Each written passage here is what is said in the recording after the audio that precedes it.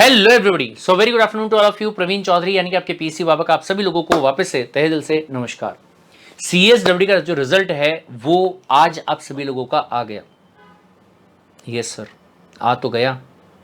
सोचा हमने ये था कि जो पहला पड़ाव है सीएस के प्रीफिक्स को आपके नाम के सामने लगाने का, उस पड़ाव को हम आज बहुत ही बढ़िया मार्क्स से पास करने वाले। सुबह से बहुत एक्साइटेड थे। काफ़ी सारे ऐसे बच्चे थे जिनका जो रिजल्ट है बहुत ही बढ़िया आया, 150 से भी ज़्यादा मार्क्स लेके आए। काफ़ी ऐसे भी बच्चे थे जो कि डॉट 100 मार्क्स लेके आए और अपने एग्जाम को पास कर पाए। लेकिन मैं उन लकी बच्चों में नहीं था सर। मेरे को 100 नहीं आ पाए। मैं अपने पहले पड़ाव को पास जो है वो नहीं कर पाया। निराश हो गया हूं, हताश हो गया हूं।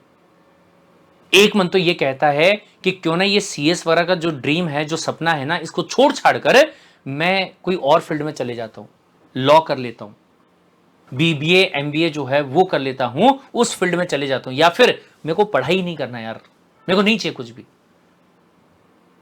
कुछ और काम धंधा कर लूंगा। यहां तक की फीलिंग जो है वो आ रही है।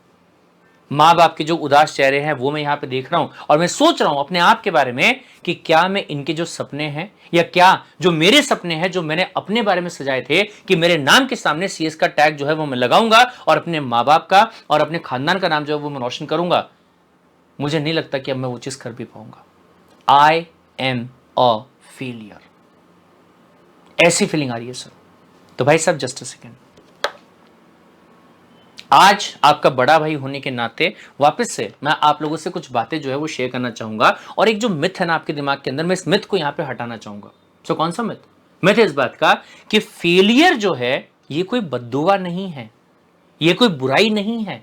ये आपके सक्सेस को पाने की या सक्सेस नाम का जो आपका बिल्डिंग है, जो आपकी इमारत है, उस इमारत को बनाने की नींव है आपका फेलियर।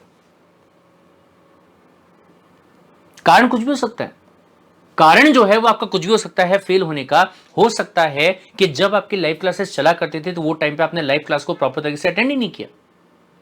हो सकता है कि जब वहां पे लाइव क्लासेस में बाकी बच्चे जो पास हो गए उनका ध्यान पढ़ाई में हुआ करता था, शायद आप वहां पे लाइव चैट के अंदर टाइम पास जो कर रहे होंगे।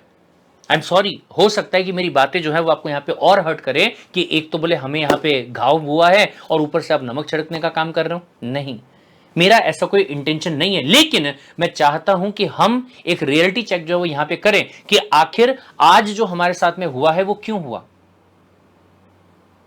और ये दोबारा नहीं होना चाहिए।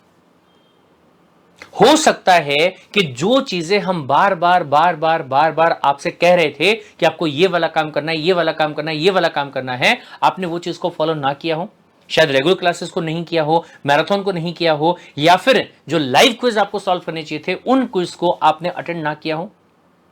पॉसिबल है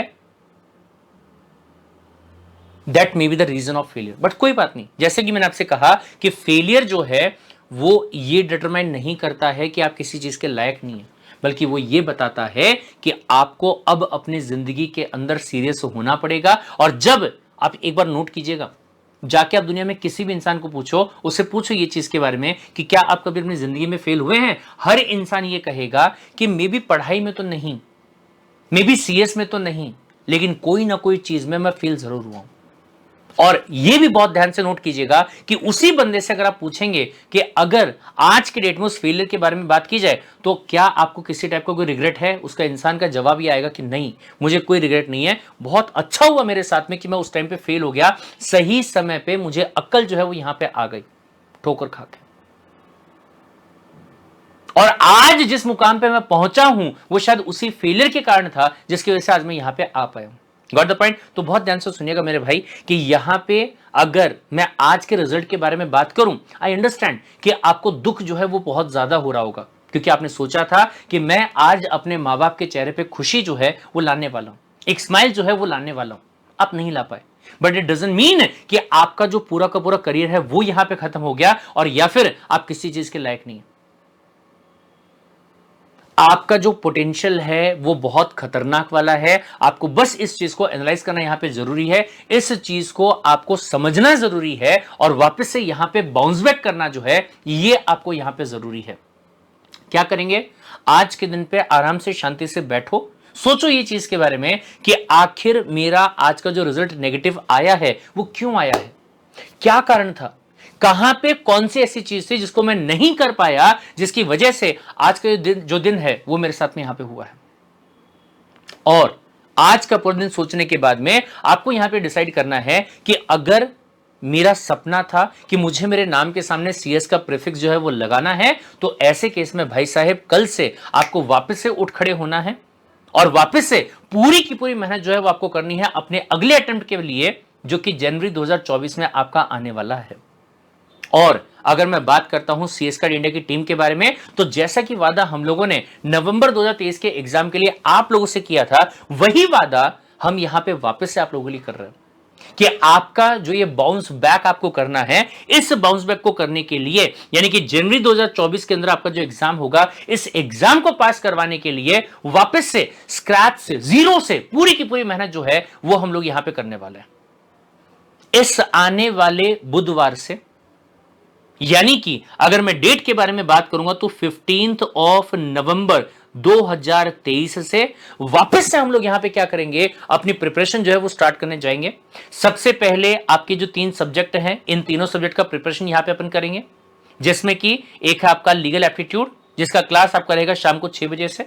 फिर उसके बाद में है करंट अफेयर और बिजनेस इन्वायरमेंट, क्लास आपका रहेगा शाम को 7:30 बजे से। और फिर इसके बाद में है आपका मैथमेटिक्स यानी कि क्वांटिटेटिव एप्टीट्यूड, जिसमें कि आपका क्लास जो है वो रहेगा शाम को 9 बजे से।